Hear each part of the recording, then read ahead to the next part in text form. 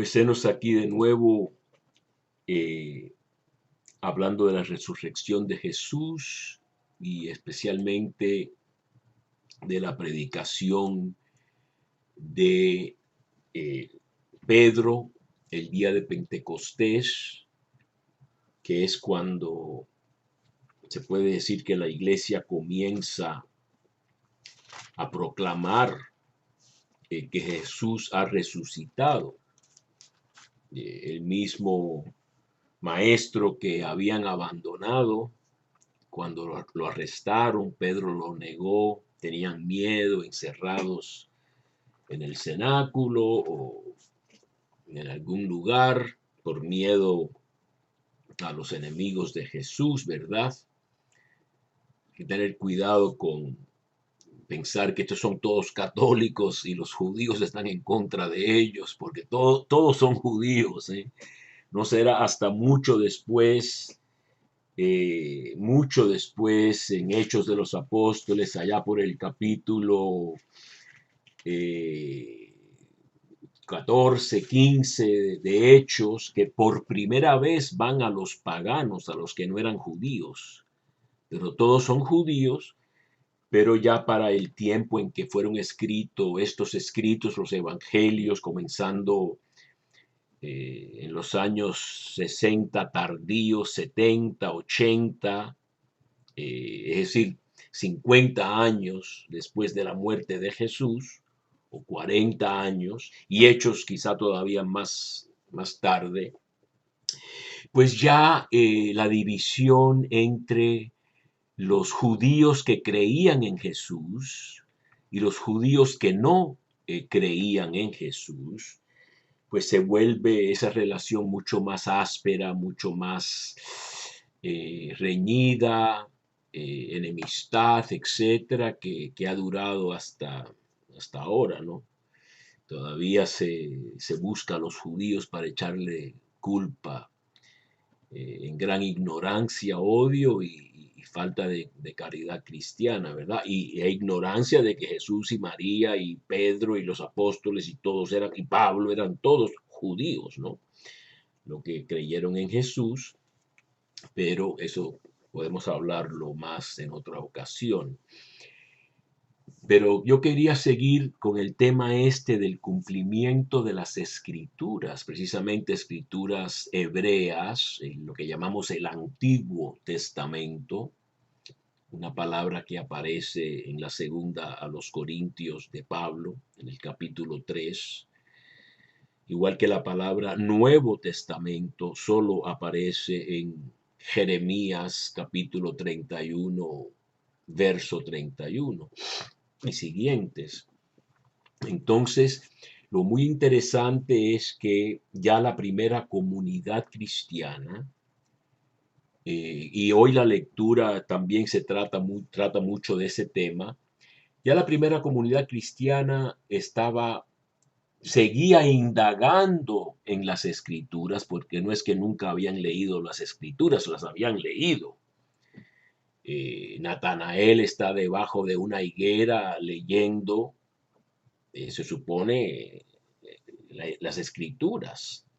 Es una imagen rabínica, judía, bíblica del Antiguo Testamento, que en el tiempo mesiánico, cada cual estará en paz debajo de su higuera o de su otro árbol de paz, etcétera, estudiando la Torah, estudiando las escrituras judías. Así que estos apóstoles que creyeron en Jesús como Mesías, sin entender bien o según lo que se desarrolló después de la revelación de Dios, estos judíos que siguieron a Jesús como rabí, como le dicen en el capítulo 1 de Juan a Jesús, rabí, maestro, ¿dónde vives? Y Natanael leyendo debajo de la higuera, se puede decir que estaba leyendo el libro del Génesis, esta escala de Jacob, etc. Pero, como dice la lectura de hoy, del Evangelio de hoy de Lucas 24, que yo ya hablé de ella, aludí a ella hace un día o dos, el famoso relato de Emaús, lo principal que hace Jesús cuando se junta a estos dos discípulos cabizbajos, eh, disgustados, tristes, porque las esperanzas que habían puesto en Jesús como Mesías, según se entendía la obra del Mesías, que era derrotar a los enemigos, terminar, por ejemplo, con el colonialismo de Roma. Los romanos paganos no tenían por qué ser los dueños de la Tierra Santa y poner a su gobernador y poner sus leyes en muchos aspectos. En otros aspectos le daban derecho a los judíos de regirse, gobernarse a sí mismos, pero eran colonizadores, habían conquistado el mundo, eran imperialistas, vamos a decir, ¿no? Tenían el imperio romano. Y entonces, leyendo las escrituras judías, lo más normal es pensar que el Mesías es un liberador, un Simón Bolívar o un liberador, ¿verdad?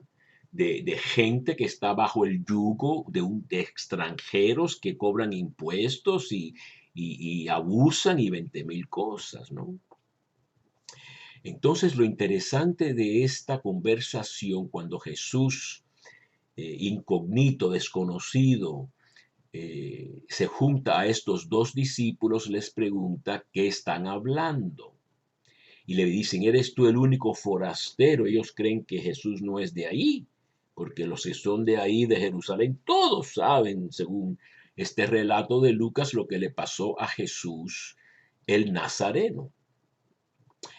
Dice que fue un profeta poderoso en obras y palabras ante Dios y ante todo el pueblo, como lo entregaron los sumos sacerdotes y nuestros jefes para que lo condenaran a muerte y lo crucificaron.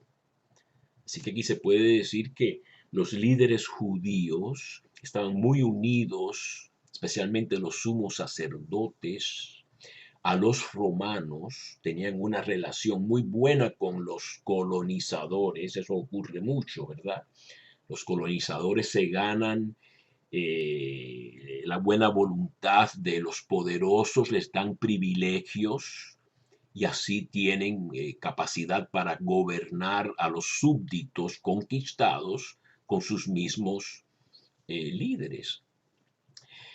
Pero la crucifixión era una pena mayormente romana, crucificado bajo Poncio Pilato, no crucificado por los judíos.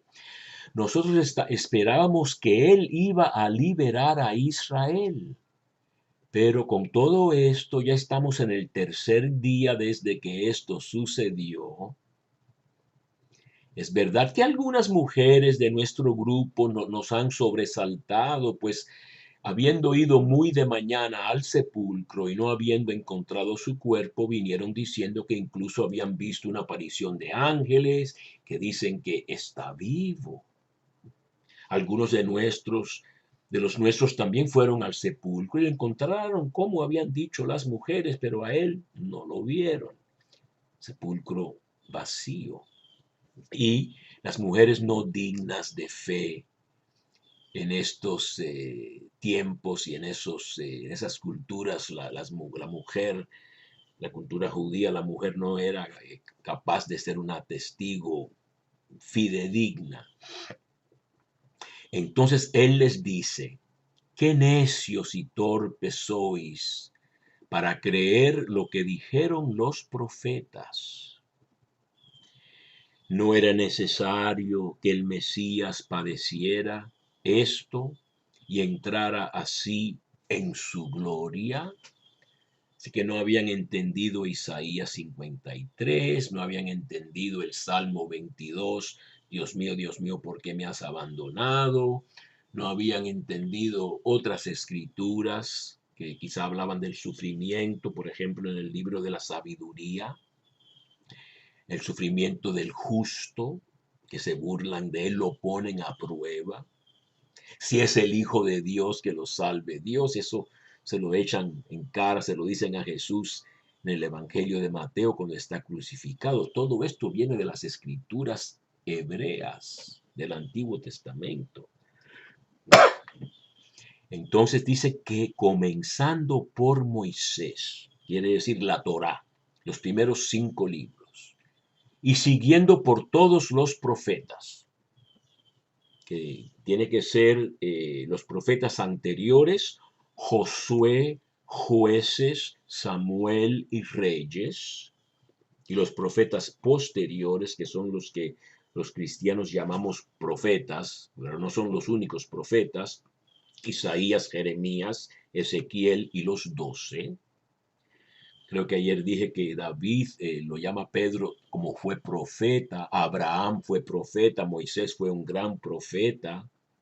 Así que los profetas no son nada más esos libros que nosotros llamamos libros de los profetas.